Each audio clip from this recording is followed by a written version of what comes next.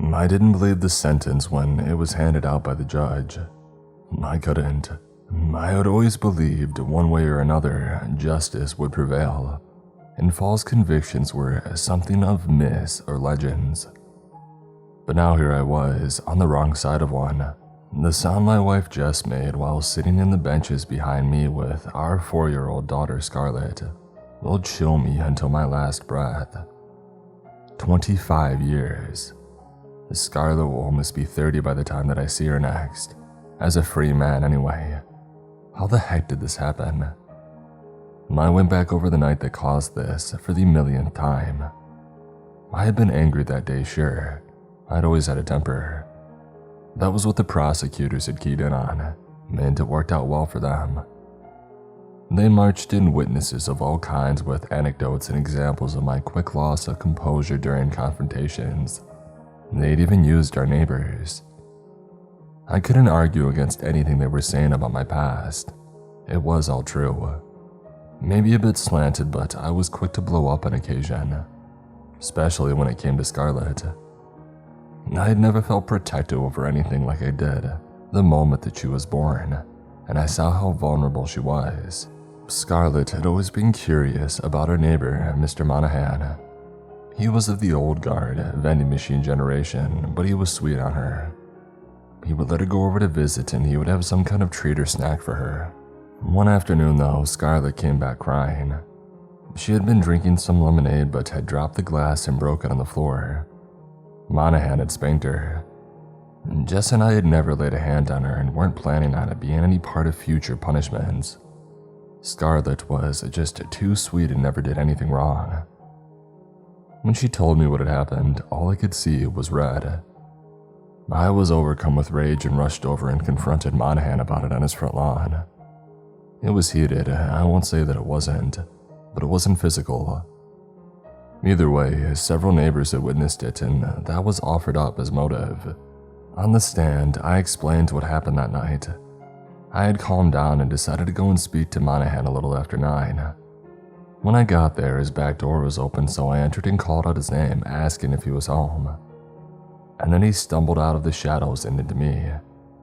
He was covered in blood, a knife sticking out of his chest.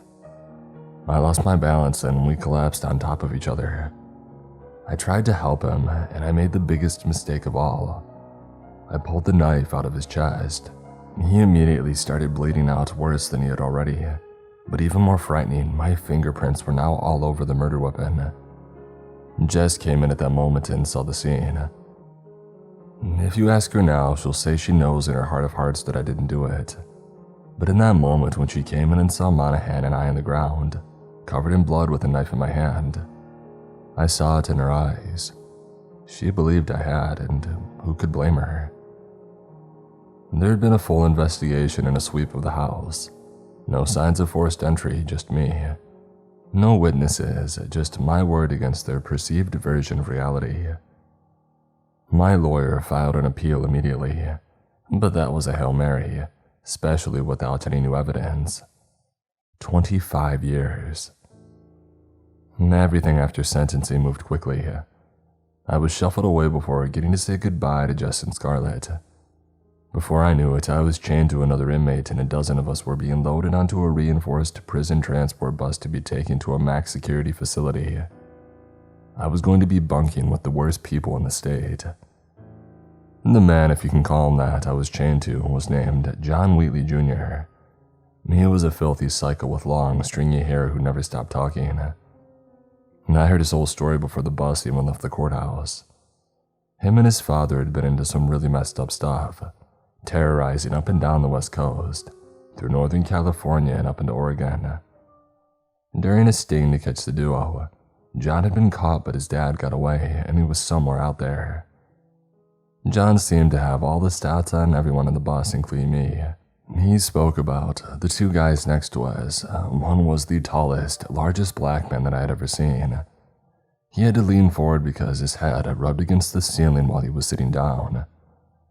His name was Don Richter, but people called him the Richter Scale. He was a dealer who had been given a bad batch and his mind had gone off the deep end. He took out everybody in his apartment building, and stacked their bodies in the furnace room, planning to burn them and the property before he was discovered. He was chained to a man named Colson Lang. Colson was a bit of a celebrity in the world of serial killers, apparently. He had been a BTK copycat. John said his IQ was off the charts, and he had been a software developer with a family of 6 at home. They had to change their name and move to a new state when Colson's extracurriculars were discovered. And the bus finally started moving, and everyone got quiet, except for John. He was excited and had that orange crush-stained smile. I don't think his teeth had ever been clean. It was a 6-hour drive to the prison through stormy backcountry, and all I could think about was the judge handing me my sentence. 25 years. There goes my life. I tried to sleep on the drive, but it was no use. I didn't think I would ever fall asleep again. John nudged me, getting my attention, and said to brace for impact. I had no idea what he meant. I opened my eyes and realized that we were now driving through old farmland, and a heavy storm had started. John was facing the rear of the bus, his back pressed up against the seat in front of us. He told me to brace again. At that moment, I looked ahead. The 2 police cruisers that were escorting us suddenly spun out of control and went off the road, like their tires had gone out. Then our own tires blew out and the bus flipped and barrel rolled into a ravine. I blacked out but was awoken by gunfire and John yelling for me to get up. We had been dislodged from our anchor points on the bus but still chained together, and John was pulling me towards the rear doors. Richter and Colson, still chained together, were following our lead. The back door of the bus was bent in, but Richter used his shoulders and broke it outwards. Gunfire outside the bus continued to spray, lining the ceiling with holes. John pulled me out of the bus and was trying to look around to the front, but the storm was raging too hard. It sounded like there was a shootout between the 1 or 2 remaining officers and someone else. And then I heard John yell the word, "Dad," and it made sense. His dad had orchestrated a transport intercept to get his son out, and now we were a part of it. And bullets were spraying everywhere and we couldn't see what was happening from down where we were. Richter and Colson started booking it towards a large, dying cornfield. John, upset from abandoning his father, grabbed me and told me to run. I was operating on pure adrenaline and felt concussed from the accident. It wasn't immediately obvious to me what I was doing, and how guilty it made me look to run. I tried to stop, but John yanked me forward and said he would kill me if I didn't hurry as fast as I could. I knew the further that I ran, the longer my sentence would go, but in that moment I was too terrified to stop. What was waiting for me in prison anyway? Claustrophobia or something worse? Colson led us into the woods beyond the cornfield, and we found ourselves following a stream for a mile or 2. We came out on the other side of the woods and found ourselves in a large clearing. There was an old farmhouse ahead. It looked huge and out of place, run down and forgotten. That's where we were headed. As we got closer, my fear grew more and more. What was I doing with these 3 maniacs?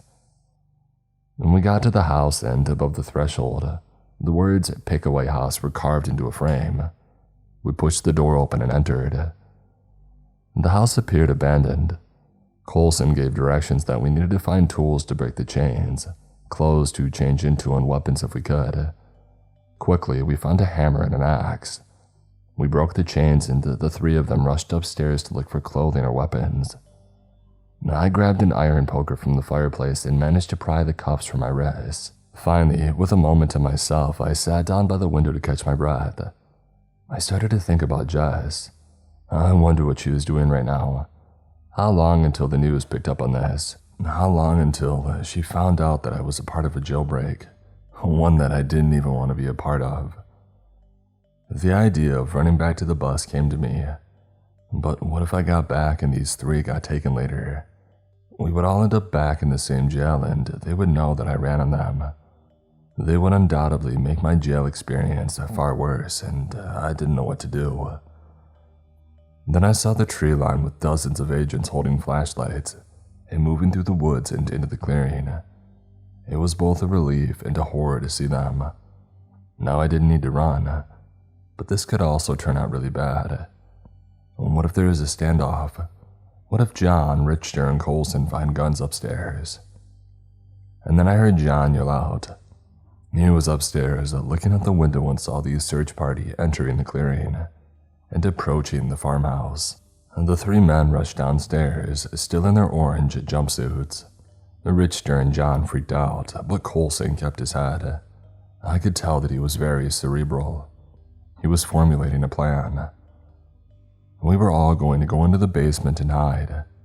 As the search party entered, we would take one officer out at a time, strip them and wear their uniforms, and then we would rejoin the search party in their place and split up, and go in our separate ways from there. It was a pretty good plan. For them, anyway. I wanted to be no part of it, but I kept remembering, if I backstab them and we all end up back in prison, they'll kill me, or worse. So I kept my mouth shut and decided to follow whatever they said, but we couldn't get the basement door open. It was solid. Not even Richter could pull it off or break it down. Coulson ordered us upstairs where we would hide in one of the rooms. I followed them up and saw the second floor for the first time. There were 4 bedrooms, all empty. We piled into the closet in the master bedroom, the plan staying the same. I couldn't imagine us surviving this. I imagined the cops turning the corner, seeing us crammed into the closet and opening fire. I mean, why wouldn't they? They probably thought we were responsible for the deaths of all the cops in the transport. What a horrible feeling, thinking that I'd be dying in some strange closet with these monsters. But minutes were passing and we hadn't heard anyone come into the farmhouse. Were they setting up a perimeter, formulating their own plan, knowing that we were likely hiding inside? A few more minutes passed and Coulson decided to look outside. And that's when everything became really strange. The search party had walked right past the farmhouse. They hadn't come in and checked or anything. In fact, as I looked out the window and watched them, it seemed like they didn't even see the farmhouse. Like they looked either right past it or right through it. And we watched as the officers and agents continued across the field. They set up a large search party headquarters a few hundred yards away. More and more officers and agents arrived. Were they waiting for the army to show up? The storm was still raging and the day was descending into dusk. We moved downstairs and watched the search party. They had spread out all over the county, it looked like. I could even see them going into other farms in the far distance and searching through them but finding nothing. It dawned on John that as long as we stayed inside the farmhouse, the search party wouldn't be able to find us. We just needed to stay here inside until they passed fully. Then we could make our run for it. John and Richter were thrilled with this. It was clear they weren't the slightest bit worried about why no one had come in to find us, or had they even been able to see the farmhouse. I shouldn't have been surprised that they weren't worried. Anywhere was better than prison for these guys. I could tell that Coulson's mind was running though, trying to make sense of it, as was I. But there was no sense. Either the search party didn't want to come in or they flat out didn't see the house. Either option was frightening and I wanted out. I hatched a plan to try to sneak away that night when the others were asleep. I could get to an officer and explain what happened, tell him where the others were hiding. It might sound crazy, but this was all crazy. Since the arrest, everything felt like a nightmare had spilled into my reality. An hour later, it was pitch black out, and the storm had only gotten worse. We couldn't even see the search party anymore, outside of their dim headlights through the rain. John hadn't stopped talking, and was more or less celebrating that we were safe and clear.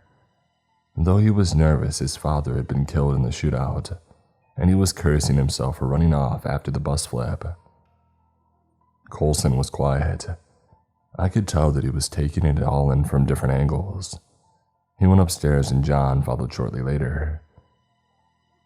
I stared out the window in the living room, watching the storm coming down and thinking about Jess and Scarlett.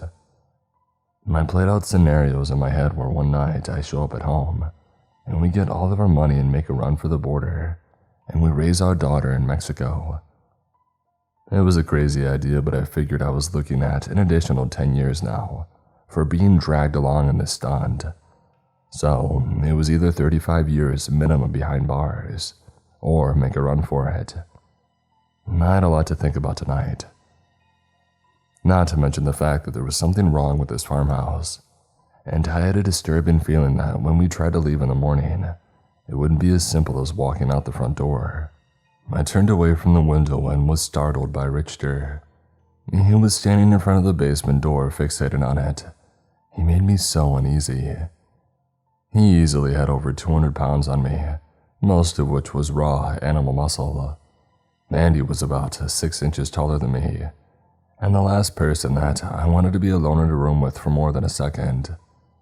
At least his attention was on the door for now.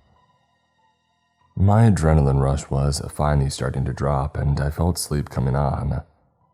I tried to stay awake, but it was useless. I fell into a deep, nightmarish slumber. It was filled with horrors, but none worse than the last one, the one that rang true. I had gotten to Jess and Scarlett, sneaking home one night, and I asked them to run with me. Jess had said no. Hearing that word gave me more pain than any I'd ever felt, awake or asleep. I woke up as a roar of thunder shook the farmhouse, but I could have sworn that I heard a scream layered in with it. I took in my surroundings quickly and realized that I was alone in the living room, face pressed against the window as the storm continued to rage. Aside from being alone, only one thing seemed different from before when I fell asleep. The basement door was wide open. I picked up my fire poker and approached the doorway. I looked down, and despite it being dark, I could see a shape standing at the bottom of the stairs. The shape was so large that it was undeniably Richter, but he was trembling. I could see his breath even from up here. I backed away, thinking about shutting the door and locking him down there, but figured I didn't need to give him any reason to try to kill me. I moved into the kitchen instead, and decided to sneak out the back door. Now was the time to take my chance at running. I'd go to the cops and tell them what I could. However, the cards dropped from there. I would have to live with it. But the kitchen door wouldn't budge. The knob wouldn't even turn. I was frozen into place. I fumbled with it, trying to assess whether it was jammed or stuck, but it felt like I was trying to move a part of the wall. There was no give at all. I thought about breaking the window, but knew that would be too loud. So I took a rag, wrapped it around my fist, and gently pressed it against one of the kitchen window panes. It wasn't budging either. I tried to apply more and more pressure, very slowly so it would cause the glass to crack but not shatter. But again, it felt like I was pushing against the house itself. We were trapped inside, at least on the first floor. Maybe I could find a breakable window upstairs. I wasn't crazy about the idea, as I didn't know where John or Coulson were, and what they might do if they found me alone. I didn't trust anyone here. I didn't even trust the house. Maybe it was paranoid, but they were violent criminals. What was one more murder during a prison break? I nervously carried my fire poker upstairs, but found the hallway had changed since I had first come up here when we had arrived. The hall had gotten longer and now had 4 doors on each side and one at the end. I remember there was only 4 in total before, but somehow they had doubled. Had I misremembered it the first time? I walked forward, passing the first 2 doors. Neither of them had windows. They were both covered in wood panel walls. I knew that wasn't right. I had seen windows in them earlier. I continued on and found all 8 doors led to more rooms without windows. The final door led to a room that was filled with stacks of newspapers and a window on the far wall. I went to the window and I looked out. The search party appeared to be moving away as the storm was getting heavier. I tried to press against the glass again, but it wouldn't budge. It might as well have been just cement. My attention turned to the shortest stack of newspapers which was right beside me. It was spanning back decades and even a century. The headlines were for a serial killer who had been arrested, but who had escaped prison and disappeared. And the next one was for a mass murderer who had gotten away during a police pursuit and was now missing after a baffling disappearance. And then another. But this one had John Wheatley Jr. on the cover. It spoke of him and his exploits. And I flipped it over. The next one terrified me. It was a newspaper that had a next week's date on it, but looked like it had been here for nearly 50 years, just like the rest of them. It spoke of the prison transport bus being intercepted by John Wheatley Sr., who had died in the ensuing shootout, and of the convicts that had managed to escape and had not been found. There was my name and my face. I backed away, not wanting to read anymore, but went right into another pile, knocking it over. The pile spilled across the floor, headlines filled with articles on killers and other people disappearing. Large manhunts spreading across states, even the country, but never seen again. And my name and face was there, scattered amongst them. I got to the door but found the hallway was gone. I had to catch myself against the doorframe, because I didn't see the floor, and it was now stairs, ones that led directly to the basement. Somehow I was standing over the basement stairs. The doorway out to the hallway was now a doorway down. At the bottom of the stairs was John Colson and Richter. They were staring up at me, waiting. I tried to step back but found the room was gone now. There was nothing but a wall at my back, and it was pushing me forward down the stairs, to the others. The lone bulb overhead dimmed out and I lost my balance, toppling forward.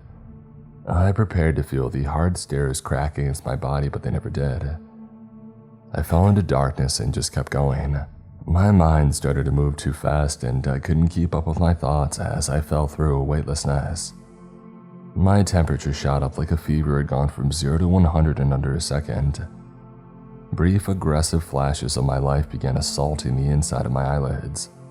The road rage, the drunk nights out that resulted in fights, all the more destructive parts of my life, fused together in one frightening reel.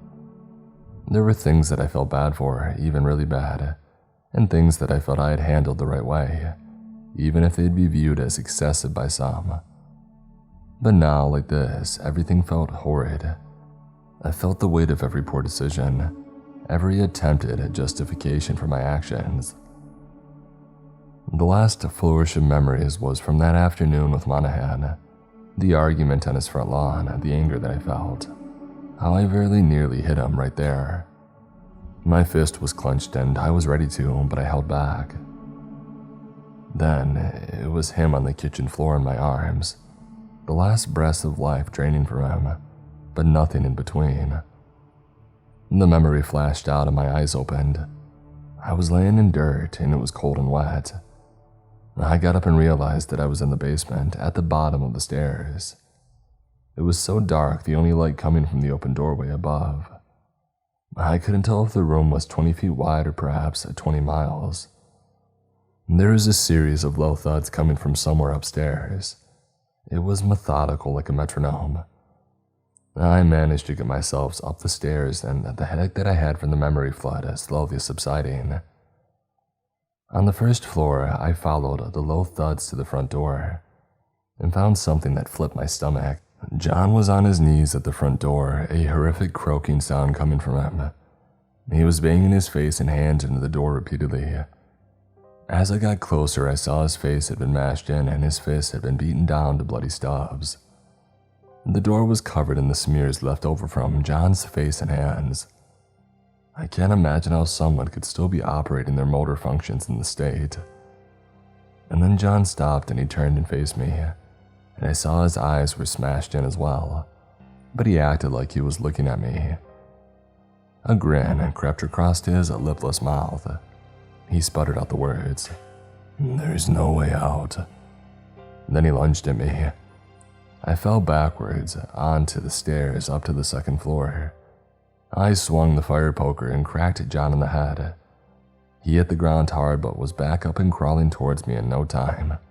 I rushed up the stairs, but found the hallway was even longer now, with dozens of doorways on each side. John was crawling his way up the stairs, and I could hear other footsteps moving through the living room and the kitchen below. There were other people down there. I rushed down the second-floor hall, not knowing where I was going, but knowing that I needed to find somewhere safer than I was. But as I went, I realized the doorways didn't lead to other rooms. They led to more hallways with more doorways and more hallways into more doorways. They seemed to just keep going. Where the heck was I? What was this place? Doorways and passages leading to more rooms. Staircases on the ceiling that led into basements above me. Or were they below me? Was I upside down? I looked down and realized that I was now walking on the ceiling. But then it was the floor again. I felt like my brain was swimming and I got nauseous. I stumbled past windows. Some of them looked out into endless fields with electric storms scorching the horizon, while others were more personal. One of the windows looked in on my living room at home. I could see Jess and Scarlett on the couch watching the news. My face was on the screen among the other 3 escapees. Tears were streaming down my wife's cheeks. Scarlett was crying too. She probably didn't really understand, but maybe she did. I saw shadows darting between doorways, footsteps creaking from above, below, and all around. Something was chasing me from all sides. Some things. And then I could hear that unsettling croaking sound John was making when he was destroying his face and hands. Coulson's voice called out from a different direction, asking what I thought of the house. All I could think of, was this place like some kind of mousetrap for people like us, like them? It appeared as a safe haven from our futures, a mirage like a piece of cheese, distracting us from its surprises and weight. But if that was the case, why was I here? Was it accidental? Or did I actually belong here? Or the worst of all, had I actually committed the crime? Had I killed Monahan in the blackout rage and repressed it? It was a thought that I had kept as far away as I could manage through all of this, but it was feeling more real. I turned down a new hallway, my will deteriorating as I heard the footsteps gaining. I ran into a new room, this one long and filled with varying sized frames with different mugshots in each. There were hundreds of them lining all the walls. I saw John's, Coulson's, and Richter's in a row at the end, but not mine. Mine wasn't there. I peeked in through the doorway in the hallway and saw 3 frightening yellow beams were piercing in from it like a series of flashlights. The source of light appeared. It was from Coulson. He had been decapitated and was holding his severed head out in front of him. A yellow light pouring from his eyes and mouth like a grotesque lantern. He was calling my name from his severed head. I ducked out of the doorway and rushed down a hallway leading into another room, but found John stumbling through it. Half his head had been ground down to brain, and his nubs had sharpened bone spearing out. Somehow, I knew he could see me. The croaking came from somewhere at the back of his mangled throat. It screamed out, "Me's in here." I turned to sprint through a new door but found the way blocked by a large mountain of a man. He was glistening in the darkness and had to duck under the frame to enter. Coulson appeared from another doorway and was bathed in the yellow light from his lantern head. He smiled and pointed the light to the doorway with the large, framed man. It was Richter. He had been skinned, veins and ligament remaining. He walked through the door towards me. They all did. I backed up but found myself against the wall. The framed mugshots were covering it, and several fell to the ground. I was surrounded by the 3 destroyed men and was quickly realizing that I would soon be joining them in my own frightening state. What would they do to me? What would I become here? I held out the fire poker ready to start swinging. Coulson said that wouldn't work here. This house didn't exist by our rules, but I would come to know them well. I didn't care though. I raised the fire poker like a baseball bat and they rushed in. As they leapt towards me, I felt a change inside. An overwhelming sense of calm took over, like I was being protected somehow by something.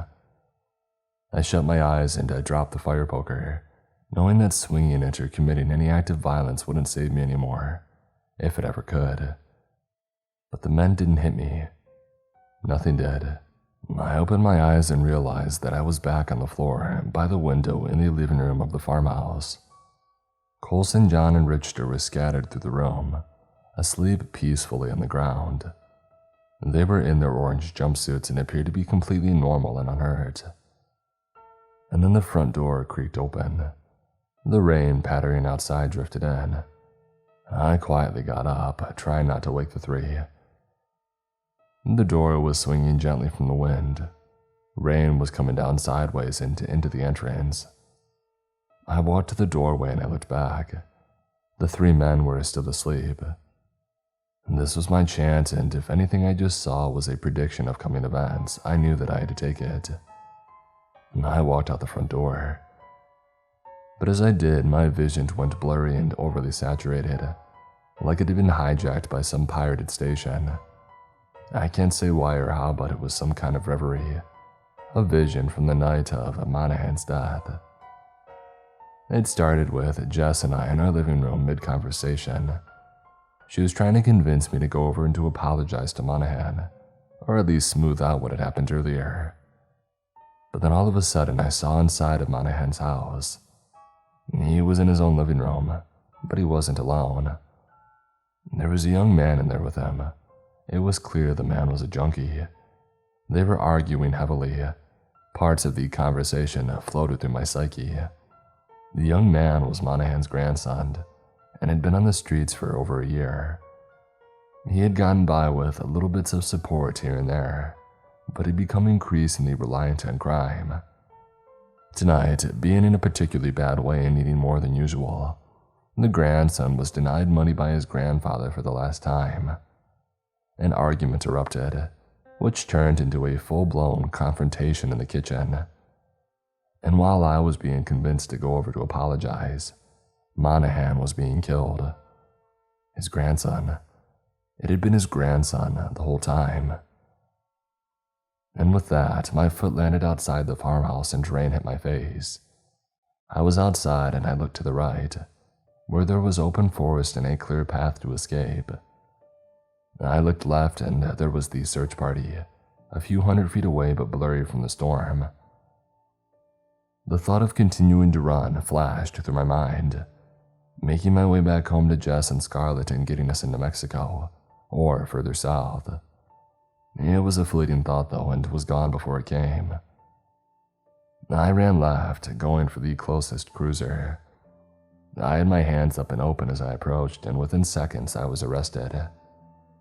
I was thrown into the back of the car and looked to where I came from. There was just an empty plot of land. The pickaway house was gone. And there were lots of interviews and interrogations after that. I made up a simple story that I had been dragged along by John and the other two, and we had been hiding in a creek nearby. I was scared of him, so I went along with them. They had found tools and we had managed to get unhooked from each other. The first chance I got, I ran for the search party. It played well enough. It wasn't the truth, but somehow it was more realistic than the truth.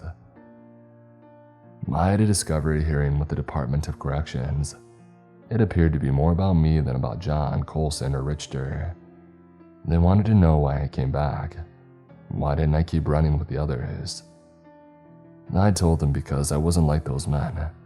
I had always believed in our justice system, but in a recent instance, that belief had been shaken after it made a terrible mistake.